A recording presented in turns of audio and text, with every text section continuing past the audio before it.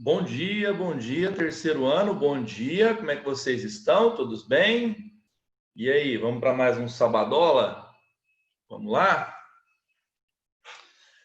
Coisa boa, coisa boa. Espero que a sua semana tenha sido legal, espero que a sua semana tenha, que você tenha atingido os objetivos propostos, né? Sejam quais forem os seus objetivos. Era para colocar a matéria em dia? Colocou? Que bom. Era para dar uma desacelerada, descansada, que estava cansado porque lá atrás colocou matéria em dia? Beleza.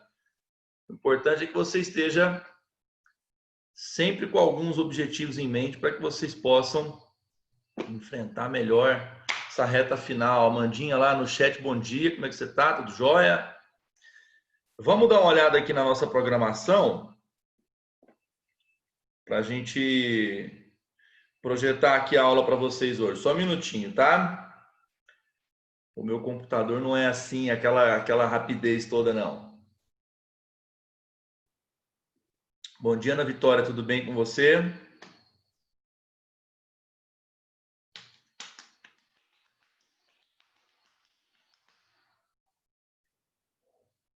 Luane também, bom dia. Tudo jóia? Jefferson, beleza? É isso aí, Sabadola, vamos lá. Tá aqui, diários. Vamos ver aqui o que foi dado, que aí eu já nem preciso abrir o da programação. É só dar uma olhadinha aqui no dos conteúdos que já foram, que eu não preciso abrir o outro documento, que vai demorar mais ainda. Esse aqui já tá bom. Vamos ver, vamos ver, vamos ver. Bom, da última vez que eu estive com vocês, foi no dia 26 do mês passado. Nós trabalhamos Introdução à Revolução Francesa, né? Nós fizemos ali até o comecinho da Revolução Francesa. Ótimo, ótimo, ótimo. Vamos lá.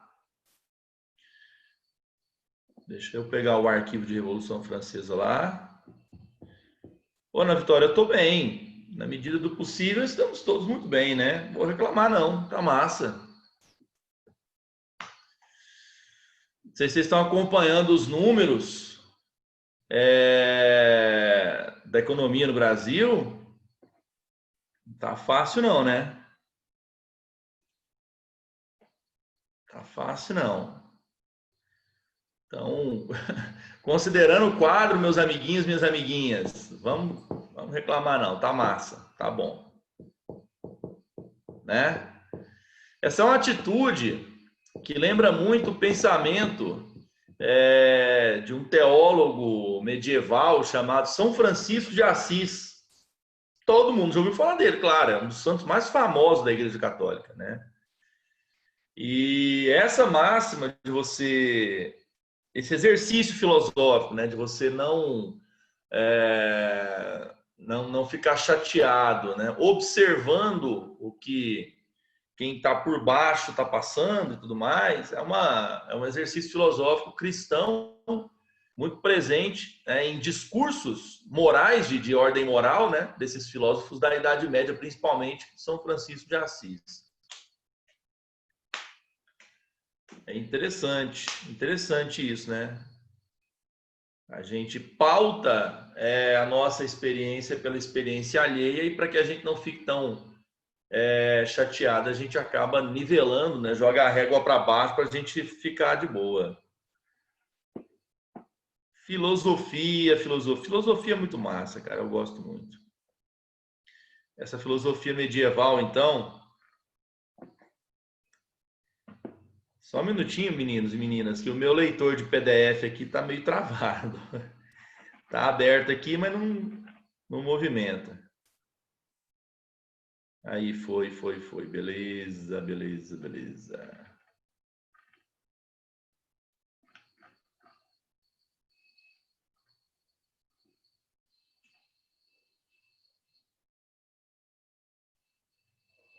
Deixa eu fazer o compartilhamento agora com vocês, para a gente começar.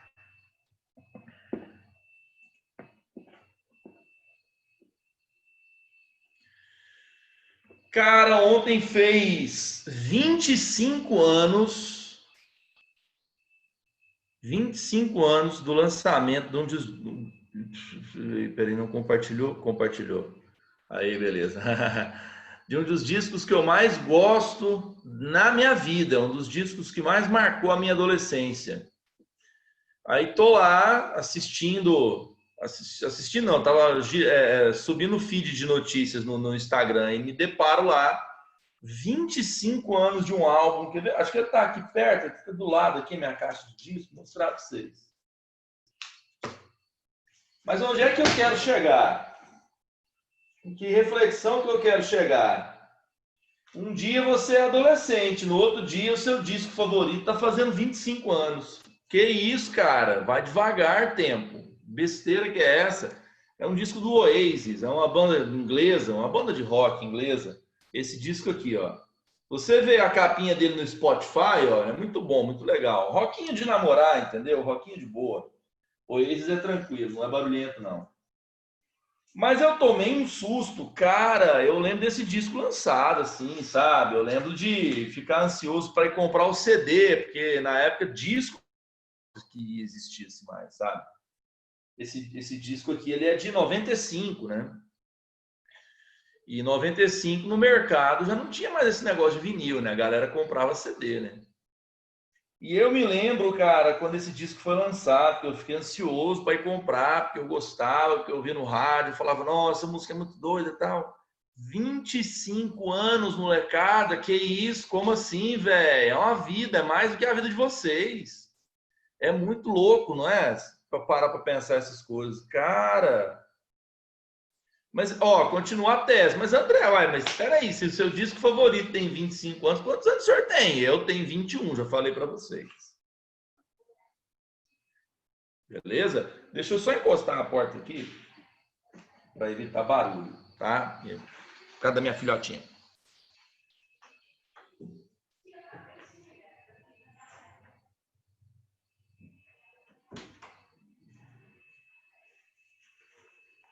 Por causa da minha menininha, ela é meio hiperativa, entendeu?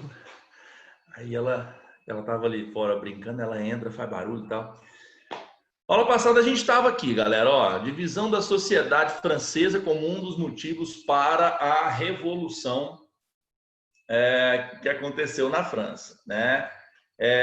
A França era uma sociedade estamental, né? O que significa isso? É uma sociedade onde nós temos estamentos sociais e que não há possibilidade de ascensão social devido a alguns fatores, como, por exemplo, o fator de nobiliarquia. Desconfio que eu quebrei minha garrafinha, não sei.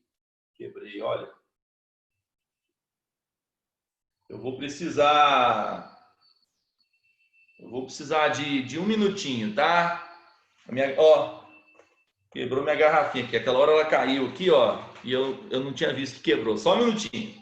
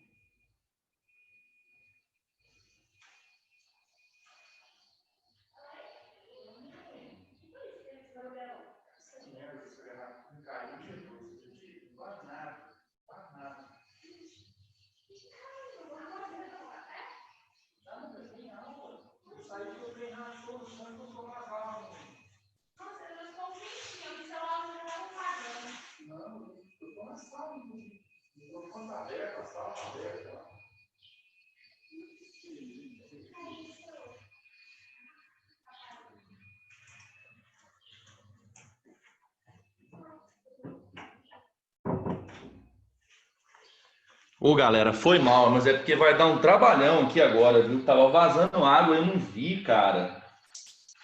Eita porcaria, viu? Depois eu vou ter que ver aqui onde essa água chegou. Se ela não molhou meus discos. Nossa, mano, olha só. Nó, velho, meus disquinhos aqui, ó, deu uma olhada no disco meu, caramba. Tá, depois eu vejo isso. Ó, Revolução Francesa, então. A Revolução Francesa, como é que você vai entender ela para você não ter problema com vestibular? Você vai entender a Revolução Francesa, galera, como se ela fosse o maior desafio imposto ao antigo regime até agora, tá? E será o maior desafio imposto ao antigo regime em todos os tempos, tá bom? Vamos lembrar que o antigo regime é aquele sistema onde nós temos a divisão da sociedade em estamentos, nós temos a economia de tipo mercantil e temos o absolutismo monárquico como modelo político, né? Essas são as bases do que chamamos de antigo regime. Então, dessa forma a Revolução Francesa ela ataca exatamente essas bases do antigo regime, tá? A Revolução Francesa questiona a ordem social, como você está vendo no slide. A Revolução Francesa ela questiona a ordem econômica ao implementar a liberdade de mercado. Ela questiona o absolutismo ao cercear os poderes do rei e depois até decapitar o rei, né? O que é o auge do radicalismo revolucionário. Pois bem, então é esse processo que nós vamos estudar, né? A sociedade francesa estava dividida em 3 estados, né? O primeiro estado é o clero, alto e baixo clero, né? O alto clero, os dirigentes da igreja, e o baixo clero, padre, monge, etc. O segundo estado da sociedade francesa era a nobreza, né? Você tem a nobreza chamada alta nobreza, que é a nobreza de palácio, a corte, né? Você tem a pequena nobreza, que é formada, por exemplo, de burgueses que compram o título, né? Que é formada, por exemplo, de burgueses, desculpa,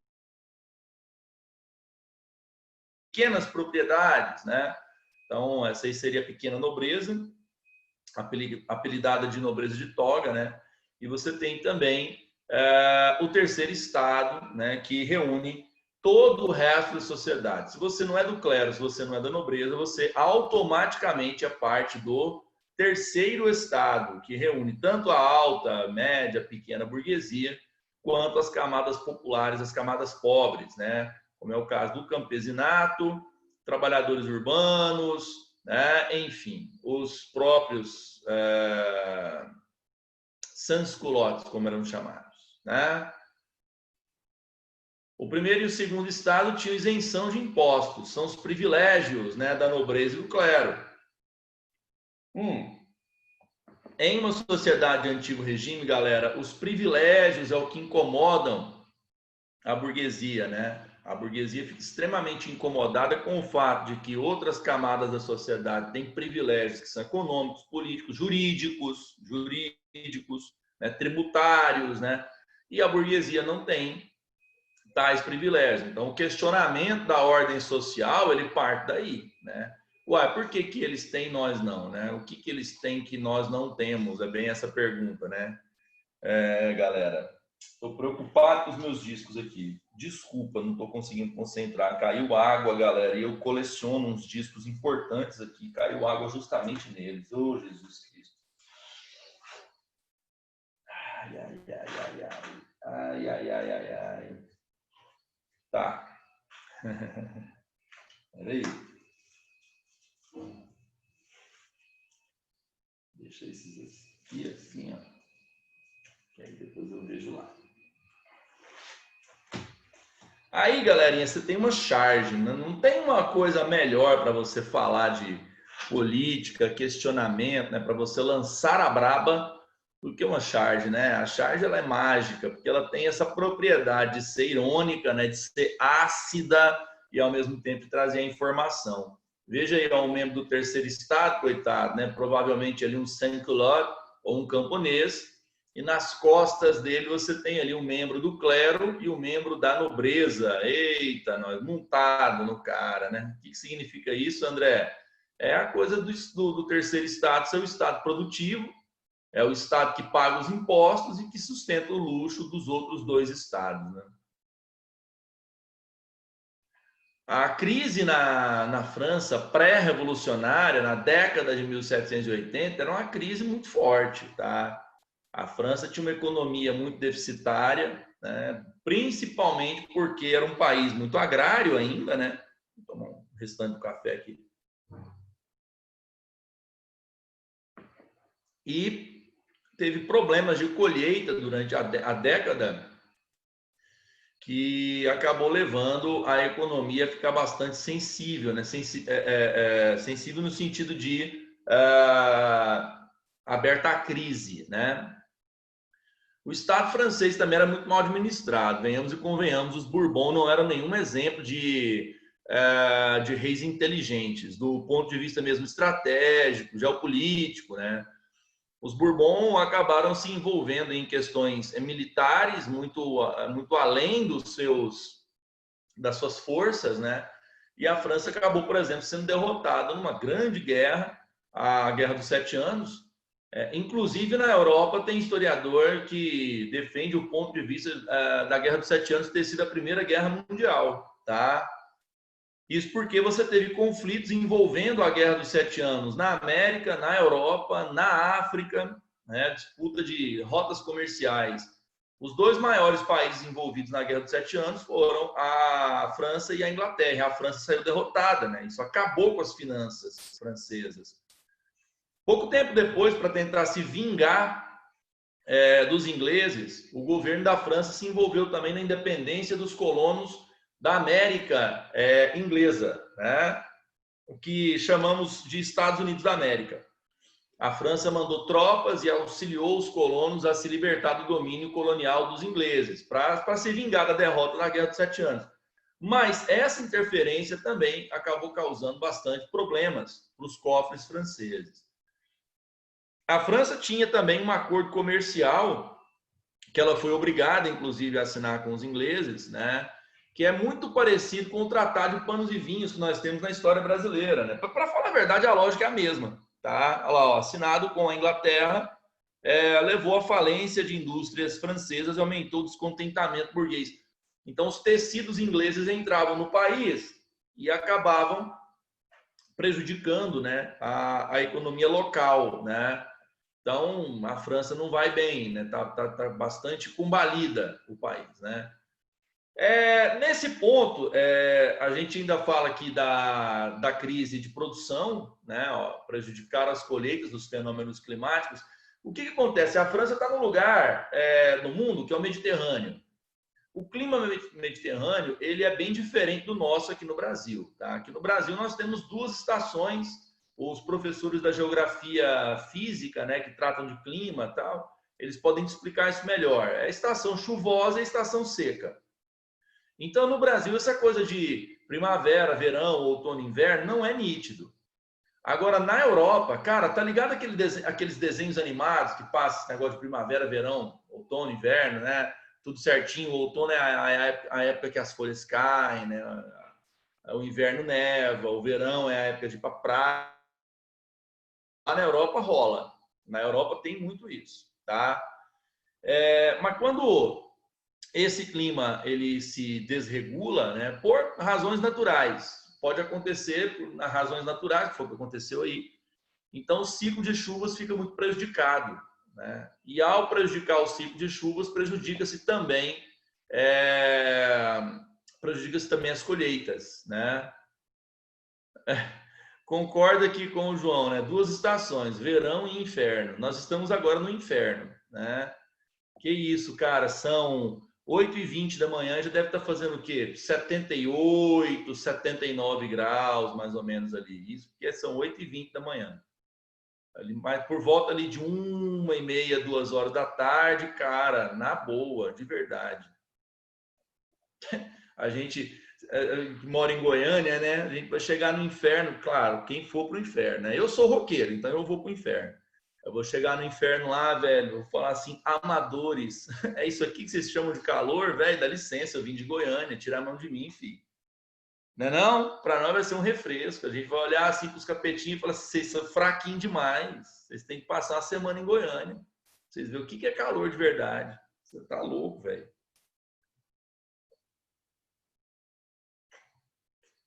Essa semana agora, eu precisei ir ao centro de Goiânia. Fui buscar uma compra que eu fiz online, né? Aí tinha que retirar na loja, fui lá. Deixa eu contar um negócio pra vocês, cara. Eu ando de Fusca, vocês sabem. Fusca não tem ar-condicionado, vocês sabem. Era de tarde, cara, e eu tava no centro de Goiânia. Eu parei naquele sinaleiro na Tocantins ali, cara, perto do Teatro Goiânia. Juro por Deus que deu vontade de chorar. Falei, que é isso, cara? Deu vontade de encostar o Fusca assim e falar assim, eu vou sair do carro um pouco, vou sentar na calçada e chorar um pouco. Porque era calor demais, velho. Não tinha jeito. O que era aquilo? Você tá louco? Tá.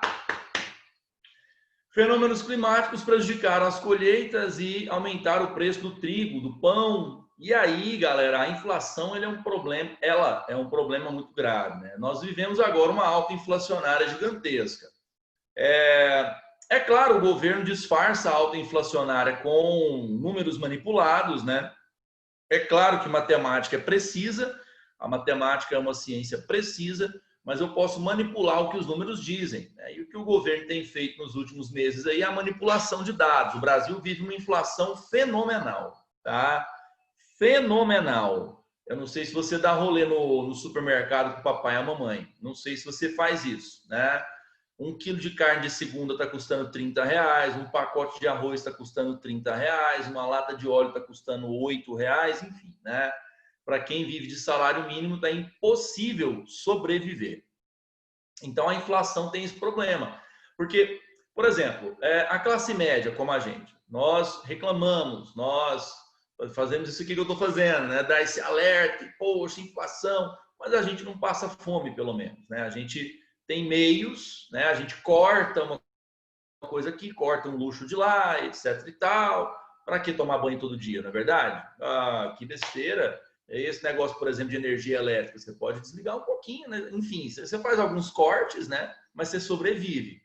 Agora, por exemplo, imagina aí o sans-culotte francês que está no limite. O cara não tem mais de onde tirar. Se a alta do preço do pão, do trigo, fica muito, muito além de suas possibilidades, ele morre de fome, né?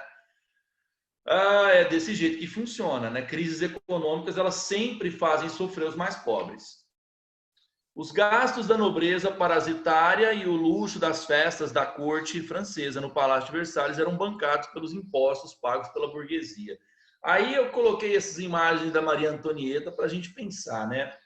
É uma personagem repugnante da história, a Maria Antonieta. Tem o filme da Maria Antonieta, que é esse aqui, ó, do lado direito, ó, tá vendo? Esse filme é muito legal, cara. Esse filme é muito bom. Aí, cara, esse filme aqui mostra uma Maria Antonieta romântica. Eu digo romântica na acepção literária do termo, tá?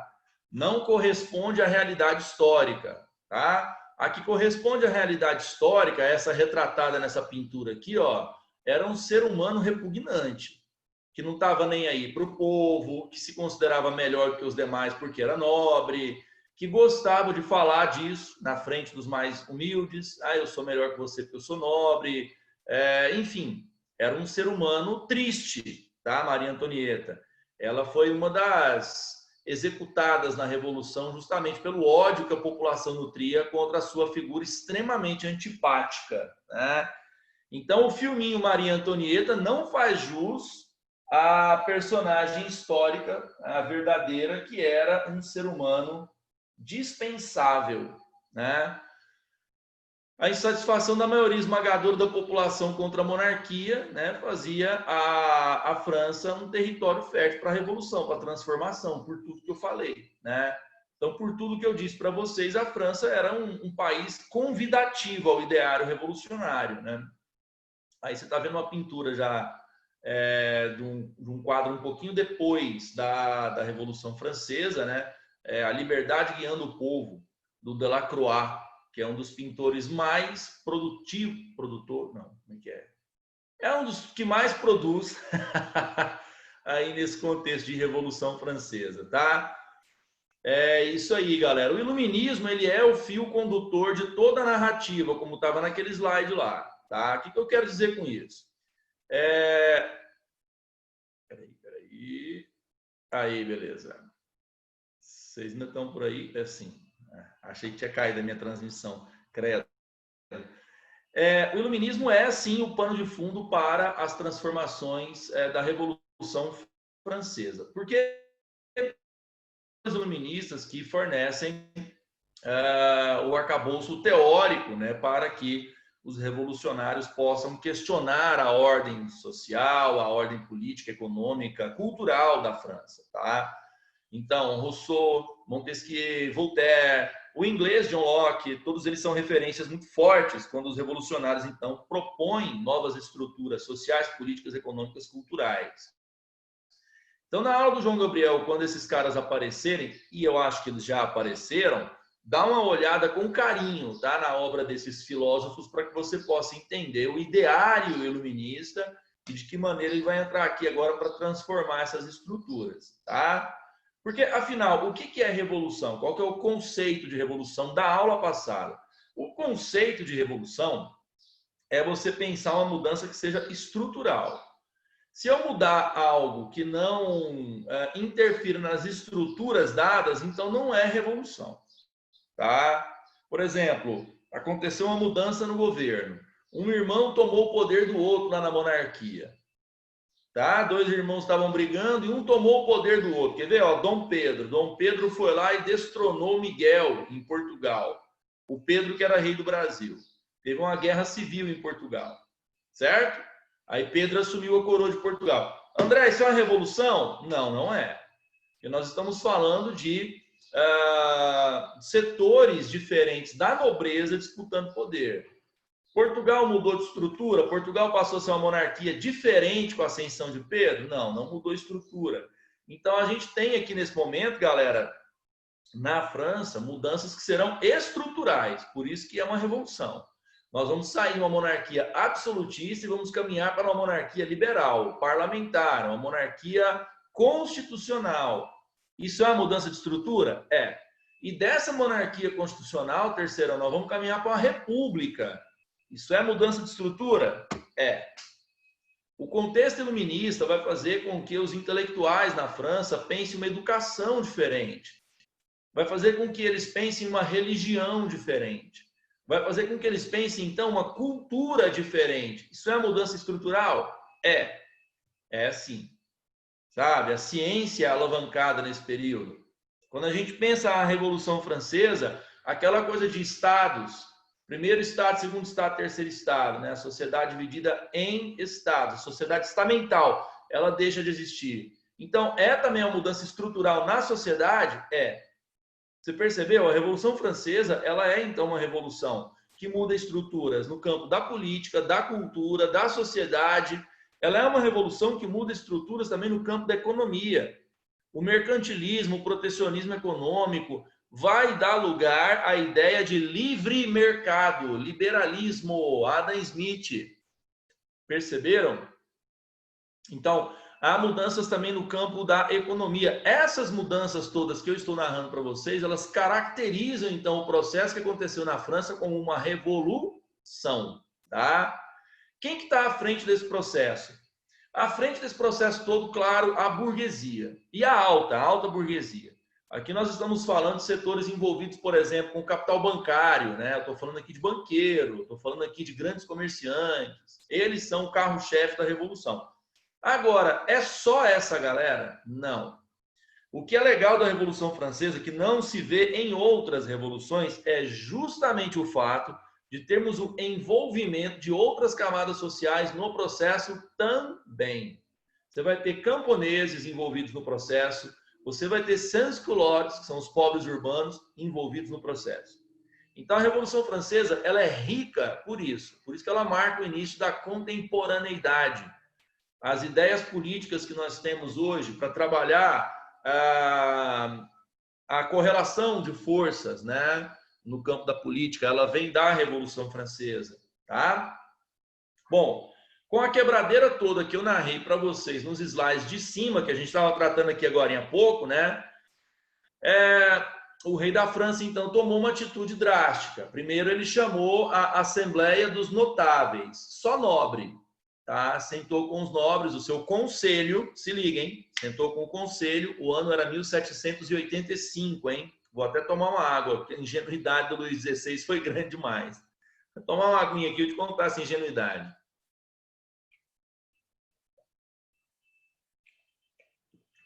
Luís XVI entrou no saguão e falou: nobreza, é o seguinte, estive conversando com o meu ministro das Finanças e ele me deu uma ideia, hein? A França está quebrada. E ele fez os cálculos aqui, cara, nós temos muitas dívidas acumuladas, né? Tem que pagar os banqueiros, pagar os empréstimos e tudo mais. E eu estava pensando, eu vou cobrar imposto da nobreza. O que vocês acham, hein? Vocês querem ajudar o Estado a sobreviver, não? E aí colocou a pauta em votação. A nobreza riu, né? A nobreza riu. A nobreza votou não. O Conselho de Nobres, o Conselho dos Notáveis, votou não. Qual que é a graça de ser nobre? Não pagar impostos. A nobreza é isenta de impostos. Essa isenção de impostos da nobreza era vista como um privilégio do antigo regime. A nobreza, então, ficou com o pé atrás com o rei. Mas o Luís XVI é doido, querer cortar um dos nossos privilégios mais importantes. A nobreza, então, sabia muito bem que o outro passo que o rei podia dar era a Assembleia dos Estados Gerais. Então, os nobres combinaram entre eles deixar o rei convocar a nova Assembleia, a dos Estados Gerais, porque lá a burguesia ia dar um enquadro no rei Luís XVI. A nobreza tinha certeza que a burguesia ia conseguir impor algumas regras, algum limite ao poder do rei. Então, a nobreza acabou deixando o processo acontecer. Negou o rei a ajuda, falou: não vamos pagar imposto, coisa nenhuma. Se o senhor quiser imposto novo, senhor rei, o senhor que vote isso lá com a burguesia na Assembleia dos Estados Gerais. Lá a gente ajuda o senhor. Aí então o rei convocou isso aí que você está vendo no slide, a Assembleia dos Estados Gerais. Aí o rei convocou uma assembleia com membros do primeiro, segundo, terceiro estado, gente eleita em eleições censitárias, né? Eleições que escolheram representantes de cada um dos estados. O terceiro estado era o estado mais numeroso, né? O terceiro estado correspondia a 95% da população da França. Venhamos e convenhamos, é muita gente, né? 95% da população francesa. Então, o terceiro estado tinha mais deputados. Mas isso não era vantagem, porque quando a Assembleia dos Estados Gerais se reunia, né, lá com seus 500 e tantos deputados, a votação era feita não por deputado, por cabeça. A votação era feita por estado. Então, como é que funcionava essa Assembleia dos Estados Gerais? O rei pega a pauta a ser votada, ele anuncia: vamos votar a pauta tributária, vamos falar de imposto. Aí o rei apresenta o assunto e os deputados votam. Cada estado dá um veredito. Primeiro estado, decidimos sim. Segundo estado, decidimos sim. Terceiro estado, decidimos não, mas perdeu.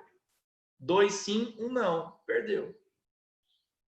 Agora, qual que é a sacanagem do processo? Nobreza e clero têm menos deputados e representam apenas 5% da sociedade. Então, do ponto de vista político liberal, isso é injusto. Então, bem-vindo ao antigo regime. É isso que é absolutismo, entendeu? Aí, então, o rei abriu a Assembleia dos Estados Gerais e disse: vamos votar umas matérias aqui de impostos, né, relativo à carga tributária. Não vamos votar nenhum assunto sobre política. Aí os deputados da burguesia ficaram loucos, né, cara? Porque eles estavam lá numa esperança muito grande de conseguir colocar pautas políticas para poder votar limites ao poder real. Se liguem, é o que os caras queriam fazer. Eles queriam votar limites ao poder real, né? E aí os deputados ficaram todos muito pé da vida. Pô, caramba, esse rei é louco, cara. Ele quer cobrar imposto novo da gente e não quer discutir política, né? E aí, então, isso aí mexeu bastante com os deputados do terceiro estado, que eles acabaram, então, rompendo com o rei e levantando na Assembleia e deixando o rei falando sozinho. Pensa que cena bonita. Pensa que cena massa, cara. Os deputados levantando, olhando no olhinho lá do Luís XVI e falando assim: senhor rei, conversa aqui com a minha mão, ó. Senhor rei, conversa com o Batman, tá? que a gente vai para uma outra sala aqui vizinha, porque nós agora vamos montar uma Assembleia Constituinte. Nós, do Terceiro Estado, conversamos e decidimos. A França precisa de uma Constituição. Cara, isso é muito iluminismo, entendeu? É iluminismo total. Porque a ideia deles agora é criar um documento que possa impor limites ao poder real. Bom, o Luís XVI, ele tenta contornar o problema através de violência. Ele convoca as tropas para cercarem Paris. O povo, os sans-culottes, os mais pobres, eles vão notar a movimentação militar. Epa, a cidade está sendo cercada. O que vai acontecer? A notícia de que a Assembleia Nacional Constituinte tinha sido convocada pelo Terceiro Estado já tinha chegado às ruas. O povo estava empolgado com as possibilidades de mudança. Então, o movimento popular na cidade de Paris resolveu aderir à causa da burguesia, né? A galera saiu às ruas com o que tinha na mão: foice, rastelo, pedaço de pau, tocha. A galera foi para a rua. O dia era 14 de julho de 1789. O povo tomou as ruas de Paris. Paris foi inundada com o povo cantando hinos populares. Pensa só que bonito, cara, cantando hinos populares. Para onde é que a gente vai? Para onde é que a gente vai? Bastilha. A Bastilha era uma prisão que ficava no centro de Paris, que era o símbolo da opressão do antigo regime. A galera vai para a Bastilha. Chega lá, o que a gente faz com a Bastilha? Mete fogo nessa parada aí. Incendiar a Bastilha, cara. As tropas que tinham que reprimir o movimento popular, parte delas aderiram ao movimento popular. Hello, soldado é gente do povo. Soldado passa fome. Então, parte das tropas francesas aderiram ao movimento popular e aí o Luís XVI não teve mais para onde correr, né? Com a notícia da adesão de alguns regimentos à causa popular, Luís XVI recuou e falou: deixa essa galera trabalhar na tal da Assembleia. Era a queda da Bastilha, galera. Ou seja, setores populares agora também embarcavam nessa aventura de transformação da França. Aí no nosso próximo horário, eu vou contar para vocês as transformações da Revolução Francesa, tá? Nós vamos abordar do ponto de vista político, do ponto de vista mesmo conceitual, né, as etapas da Revolução. Valeu? É isso, primeiro tempo acabado. Até o nosso próximo horário, galerinha. Beijão para vocês, hein? Tchau, tchau. Fui.